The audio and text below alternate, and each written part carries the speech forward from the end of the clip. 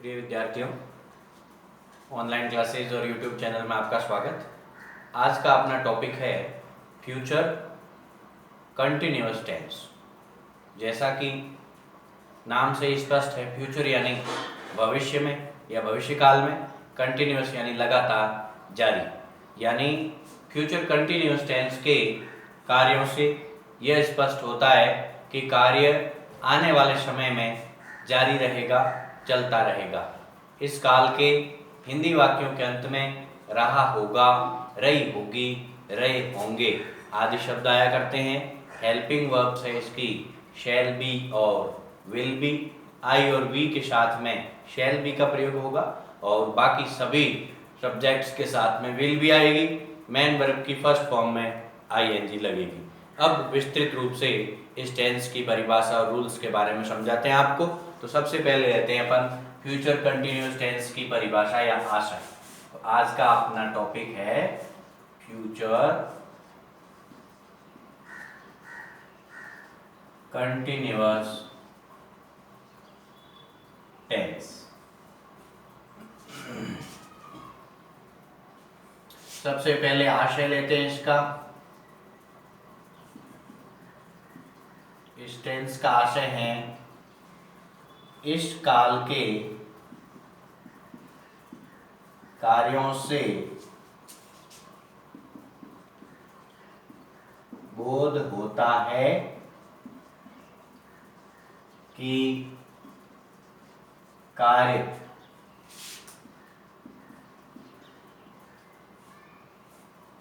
भविष्य में जारी रहेगा। इस काल के वाक्यों से बोध होता है कि कार्य भविष्य में जारी रहेगा, आने वाले समय में कदाचित चलता रहेगा। इसमें समय का प्रयोग नहीं होता है, समय दिया हुआ नहीं होता है।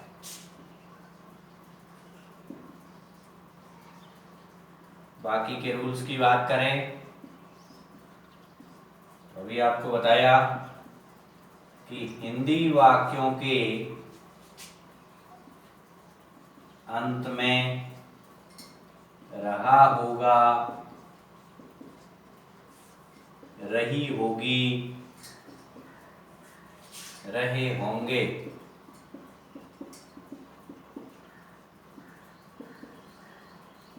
आदि शब्द आते हैं। दूसरा रूल लेते हैं helping verb,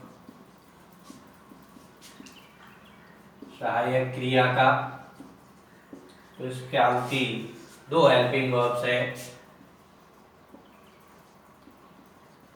shall be oblique will be.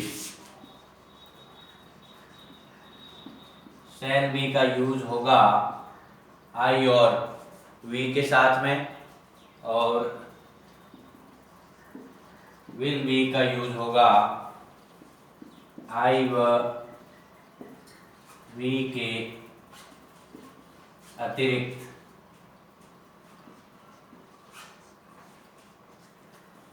सभी कर्ताओं के साथ।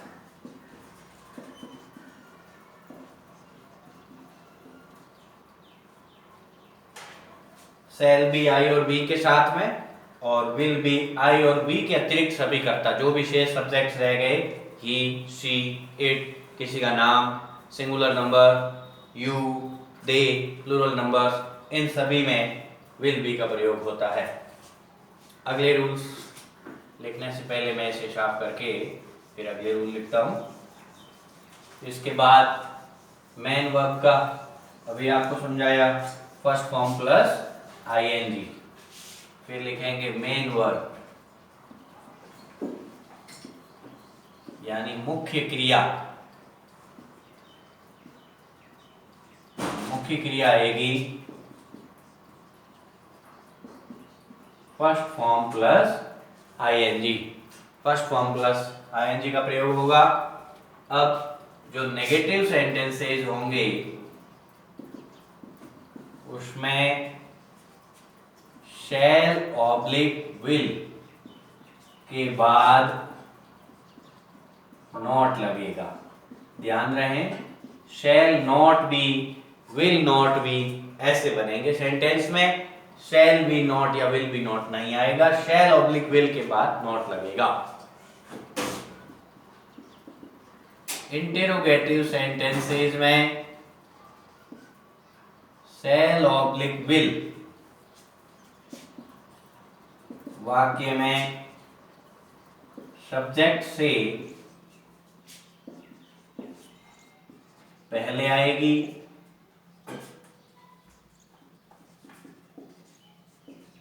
तथा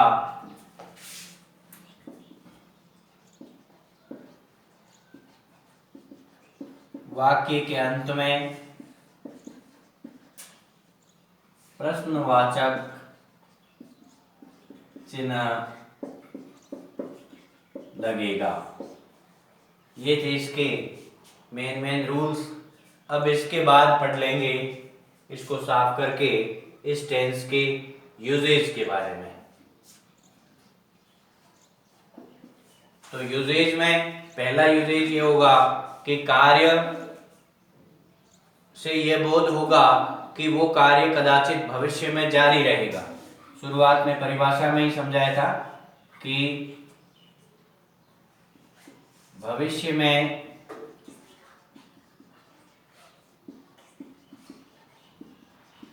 जारी रहने वाले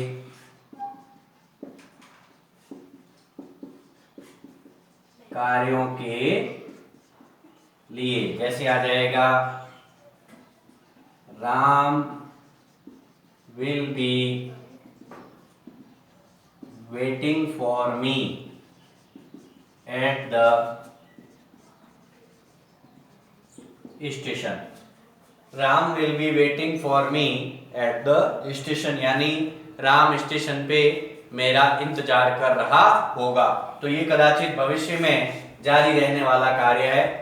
अब इसको साफ करके फिर मैं अगला यूजेज लूंगा और उसके बाद में चलेंगे अपन इस टेंस के सेंटेंसेज।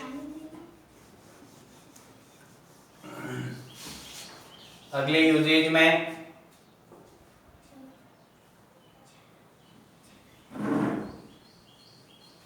जो कार्य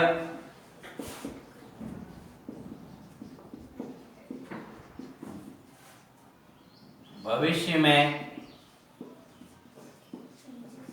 पहले से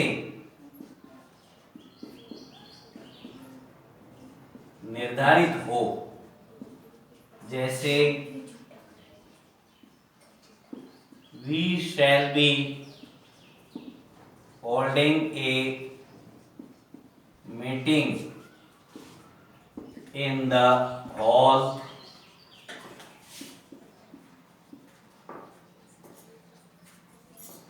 tomorrow evening। कोई भी कार्य जो पहले से भविष्य के लिए निर्धारित होता है, पहले से तय होता है, जैसे we shall be holding a meeting in the hall tomorrow evening, कि हम कल शाम को हॉल में एक मीटिंग कर रहे होंगे या बैठक कर रहे होंगे। तो ये इसके फ्यूचर कंटिन्यूअस टेंस के मेन यूजेज और रूल्स थे। अब लेंगे अपन इसके सेंटेंसेज, जिसमें सबसे पहले लेते हैं सिंपल सेंटेंस। तो सिंपल सेंटेंस का फॉर्मूला है subject plus helping verb plus main verb first plus ING plus object. ये इसका फॉर्मूला है। अब जैसे वाक्य आ गया कि राम पुस्तक पढ़ रहा होगा, राम पुस्तक पढ़ रहा होगा। सबसे पहले टेंस की पहचान करिए। रहा होगा मीन्स फ्यूचर का कंटिन्यूअस टेंस है। अब ट्रांसलेशन करेंगे अकॉर्डिंग टू फॉर्मूला, सूत्र के हिसाब से। चलिए सबसे पहले सब्जेक्ट को बिठाओ। सब्जेक्ट है राम, तो आ गया राम। हेल्पिंग वर्ब लगाओ, राम के साथ में आई और वी है तो सेल, बाकी है तो विल आएगी, will be. Ram will be पढ़ना, मेन वर्ब फर्स्ट फॉर्म में आईएनजी लगा दो। रीडिंग पुस्तक, तो reading a book. Ram will be reading a book. ये हो गया इसका सिंपल सेंटेंस। अब ऐसे ही आगे लेंगे अगले प्रकार के सेंटेंसेज, जिसमें सिंपल के बाद आ जाएगा अपना नेगेटिव सेंटेंस। तो नेगेटिव सेंटेंसेज का फॉर्मूला समझें। नेगेटिव सेंटेंस का फॉर्मूला है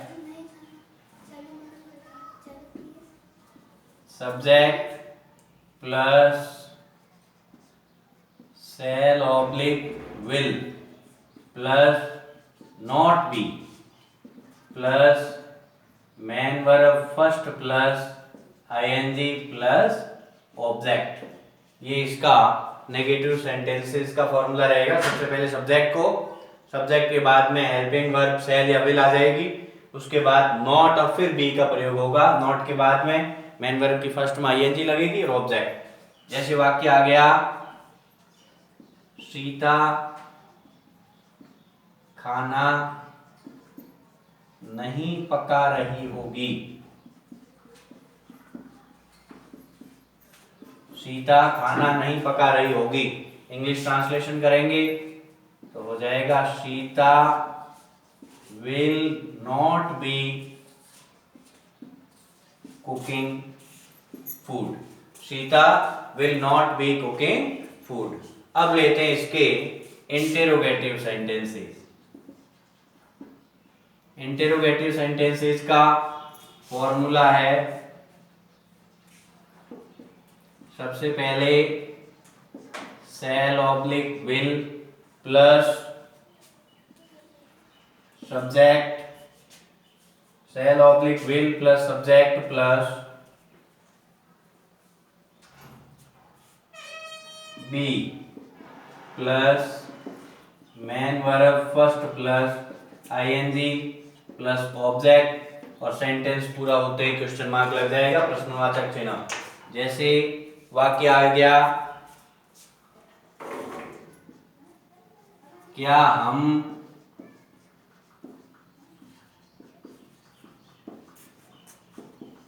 मेले जा रहे होंगे। क्या हम मेले जा रहे होंगे। ट्रांसलेशन कीजिए। सब्जेक्ट को देखो, सबसे पहले हम है तो वी के लिए आएगा शैल, तो हो जाएगा shall we be going to a fair और प्रश्नवाचक चिन्ह। Shall we be going to a fair और प्रश्नवाचक चिन्ह लग जाएगा। अब इसी सेंटेंस को इंटेरोगेटिव नेगेटिव सेंटेंसेस में लेंगे तो क्या परिवर्तन होगा। यहाँ पे इसी को ही मैं इंटेरोगेटिव नेगेटिव में लेके समझा देता हूं आपको।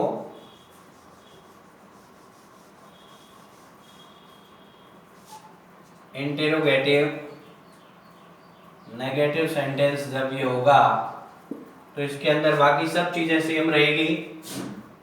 बी की जगह नॉट बी हो जाएगा, बी की जगह नॉट बी आएगा, बाकी कोई परिवर्तन नहीं होगा और वाक्य थोड़ा अलग टाइप से बनेगा, उसमें नकारात्मकता का भाव आ जाएगा।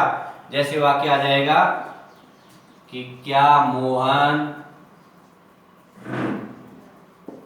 कहानी नहीं लिख रहा होगा। क्या मोहन कहानी नहीं लिख रहा होगा, तो सबसे पहले प्रयोग हो जाएगा, मोहन सब्जेक्ट है, देन वी यूज विल, तो हो जाएगा will Mohan not be writing a story और सेंटेंस पूरा होते ही क्वेश्चन मार्क लगाना है, प्रश्नवाचक चिन्ह लगाना है। कंपाउंड सेंटेंस होंगे, आपको पिछले सेंटेंसेस में समझाया था, बीच में प्रश्नवाचक वर्ड जो भी आता है WH का वर्ड उसको सेंटेंस में सबसे पहले लगा देना है, बाकी कोई परिवर्तन नहीं है। तो यह अपना फ्यूचर कंटिन्यूअस टेंस का चैप्टर कंप्लीट हो गया, आप सभी के समझ में आ गया होगा। अगले वीडियो में एक नए टेंस और नए टॉपिक के साथ मिलेंगे। आप सभी से आग्रह है वीडियो को लाइक करके फ्रेंड्स को शेयर करें और जयकर्णी आदर्श सीनियर सेकेंडरी स्कूल बालेश्वर के यूट्यूब चैनल को अपने फ्रेंड्स से भी और आप खुद भी अधिक से अधिक सब्सक्राइब करें। मिलते हैं एक नए टॉपिक के साथ नए वीडियो में, तब तक के लिए नमस्कार, शुभ दिन।